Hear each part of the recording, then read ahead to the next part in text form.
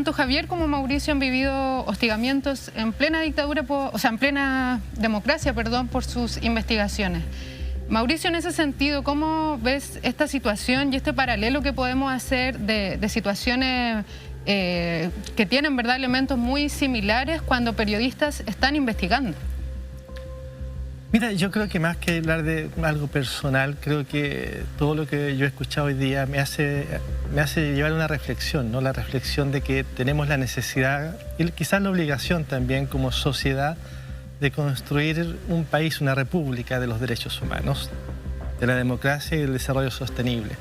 Creo que ese es el gran desafío que hoy tenemos. Tenemos la necesidad de construir un país donde efectivamente los derechos de las personas se respeten profundamente, donde nunca más haya alguien, una autoridad que crea que puede declararle la guerra a sus conciudadanos, donde efectivamente las personas puedan tener salud, puedan tener educación y donde el diálogo puede imperar, ¿no? Eso implica, creo yo, construir una república de los derechos humanos, de la democracia y del desarrollo sostenible. Me parece que es importante hacer eso y tenerlo claro hoy porque tenemos una convención constituyente y probablemente esa convención va a aprobar una constitución que probablemente va a ser muy pequeña, muy corta, acotada, ¿no? Pero de ahí para adelante probablemente como país vamos a tener 15, 10, quizás hasta 20 años de generar las leyes, generar las instituciones que hagan carne esa constitución. Entonces creo que es muy importante recordar lo que sucedió, reflexionar sobre eso, pero al mismo tiempo es muy relevante ser capaces de construir un país distinto. Y sobre esto mismo, Javier, ¿tú qué nos puedes relatar sobre hostigamientos que has sufrido por tu investigación y por los libros que has publicado?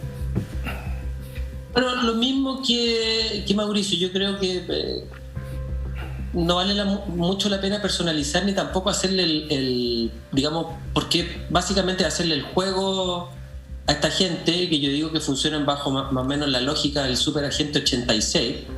Digamos, tengo la impresión de que no hacen bien su pega porque siempre los pillan, digamos, pero es parte, uno quisiera que este tipo de cosas no sucedieran, uno quisiera que a los periodistas que vienen, digamos, le tuvieran la oportunidad de investigar sin pensar que le están pinchando su teléfono, sin pensar que lo están siguiendo, etcétera. Ese es el país en que vivimos. Estamos enfrentados ahora a la posibilidad de crear una nueva constitución, ¿cierto? Y es importante que si creamos una nueva constitución nos preocupemos de que esa nueva constitución se baje a leyes y no quede solamente en la parte declarativa de lo que puede ser la Constitución, ¿cierto? Entonces, junto con las grandes ideas marco que va a fijar la nueva Carta Fundamental, es muy importante que eso se traduzca, por ejemplo, en una ley de inteligencia que sintamos nosotros que más allá del papel realmente nos proteja a todos, digamos, y que cumpla el rol que tiene que cumplir una ley de inteligencia y que no tengamos a estos tipos investigando a periodistas o a denunciantes de corrupción cuando hay corrupción, digamos, aduciendo falsos argumentos, digamos, para esconder que en realidad están siguiendo a gente que está denunciando corrupción y ellos en cambio señalan que se está amenazando a la seguridad nacional. Yo no sé qué mal o cómo podría un periodista poner en jaque la seguridad nacional cuando en realidad lo que está haciendo es denunciar o violaciones a los derechos humanos durante la dictadura o casos de corrupción que tienen que ver básicamente con mal uso de dinero o con fraude.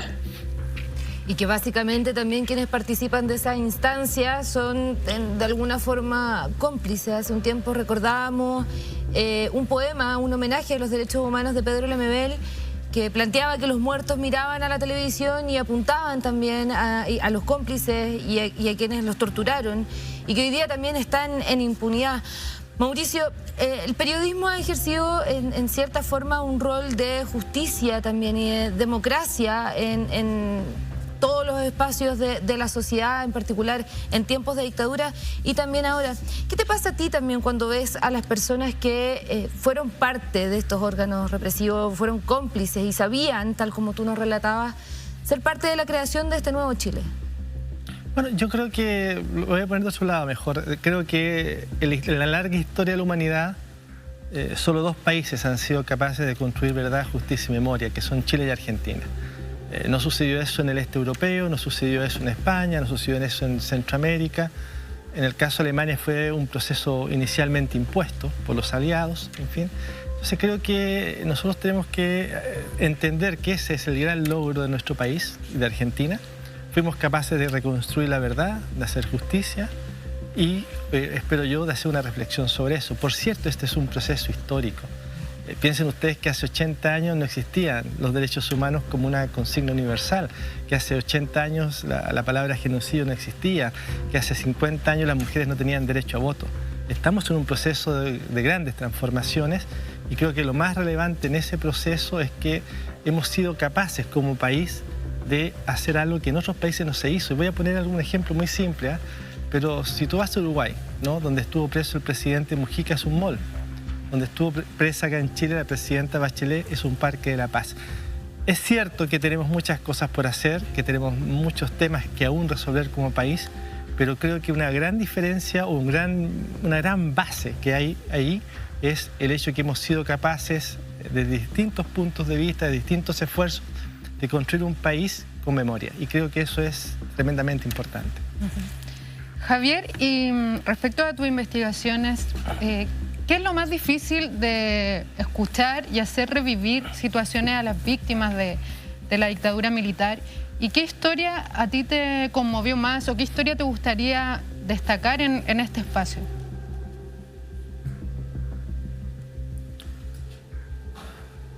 ¿No se escucha? No. Ahí sí. Ahí está.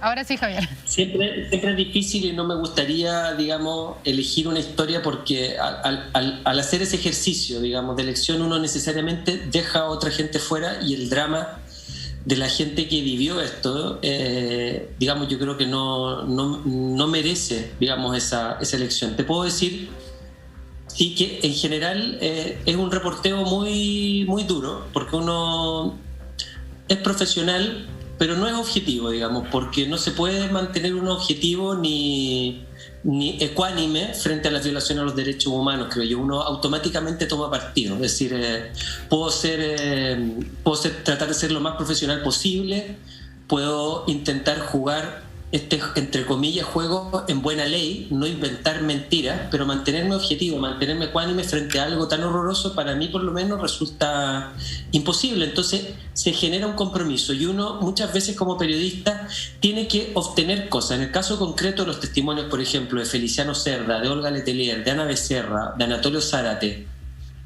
o de Mauricio, en el caso de la sombra de los cuervos, que era un niño, digamos, cuando se llevaron a su papá y se lo llevaron para siempre y él tuvo que seguir a los policías que se llevaban prisionero a su papá por la calle y en un momento sintió temor porque no pudo salvar a su papá y no se atrevió a salvar a su papá. Y era un niño de 7, 8 años y creció con la culpa de no haber salvado a su papá, con esa culpa irracional dentro de su corazón. O Feliciano Cerda, que fue violado dentro de Tejas Verde, o Anatolio Zárate, quien le fracturaron su columna, o Ana Becerra, Olga Letelier, quienes le quitaron cuestiones fundamentales. Y uno tiene que contar eso como periodista. En algún momento te metes dentro de lugares que son absolutamente íntimos de las personas y que son íntimos por una razón, además. Entonces ahí el hilo es muy delgado entre lo que uno como periodista entiende que es necesario que se sepa y que son detalles muchas veces, no morbosos, no pornográficos, sino que explícitos, pero dentro de un contexto de, digamos, de horror y dentro de un contexto humano, y el otro lado del límite lo marca, digamos, la persona, el ser humano, que se ha guardado muchas de esas cosas justamente para poder sobrevivir. Entonces te diría que es un camino angosto, en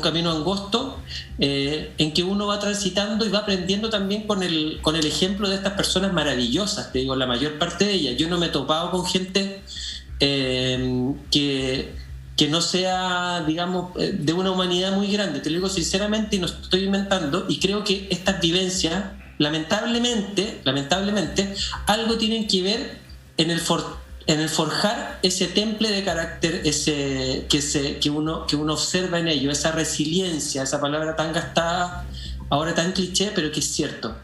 Entonces eso de alguna manera también va haciendo que el reporteo de horror, digo yo, de estos casos horrorosos y que es necesario que se sepan, también vayan saliendo a flote por ese lado, digamos, por el lado de que estás frente a gente extraordinaria muchas veces, o la mayor cantidad de las veces, y que vivieron para contar estas experiencias. Sobre lo mismo, Mauricio, ¿cómo tú realizas este trabajo que es tan delicado con las víctimas? Bueno, yo creo que uno cuando hace el trabajo de investigación en memoria y derechos humanos, lo hace siempre, y en eso que coincido con Javier, desde una cierta ética de la víctima, ¿no? Efectivamente uno hace todo el recorrido para tener un reportaje lo más completo posible, pero es muy importante lo que dice Javier, ya estamos hablando quizás aquí de periodismo, ¿no? Es muy importante que no privilegiar el morbo ni esas cosas, sino tratar de entender qué es lo que está ahí, ¿no? Y lo que está ahí es una parte que es el espacio biográfico, ¿no? O sea, por una parte es la historia de la persona, pero por otra parte la historia de una comunidad, la historia también de un país. Yo creo que es sí un trabajo muy desgastador, no solamente acá en Chile, pensemos por ejemplo en otros países, no estoy pensando en los reportajes de Susan Meisal, en Moisot, en Salvador, porque lo que nos pasó a nosotros en Chile es algo que también sucedió en América Latina, ¿no? Y es, creo que, un tipo de periodismo, un esfuerzo periodístico que es desde el punto de vista emocional muy fuerte. Yo estoy seguro que cuando Javier hacía estos reportajes, esta entrevista, él también se conmovía. Yo creo que hoy día estamos todos conmovidos cuando escuchamos, por ejemplo, a Mario Aguilera o a Mónica o Oriana, que estaban antes que nosotros, ¿no? Evidentemente es muy fuerte. Yo creo que es importante, ¿no? Kapuscinski, que era un gran periodista, decía que el periodista se tiene que parar en un pie de responsabilidad con el otro. Y en ese sentido creo que es así, ¿no? Que es un pie de ética de la víctima, de responsabilidad, pero también de tratar de contar la historia de la forma más completa posible, ¿no? Para mí el periodismo es una pasión, siempre digo, no es un trabajo, y creo que es una gran oportunidad poder hacer este tipo de trabajo, este tipo de esfuerzo. Y me parece genial que como país seamos capaces hoy día de hacer esta reflexión, de tener estos diálogos, estos debates, porque creo que eso nos va, insisto, permitir reflexionar sobre eso y construir, que es lo más importante, un país distinto, un país y una república, espero que todos lo esperemos, de los derechos humanos. Creo que eso es lo central, que eso es lo fundamental.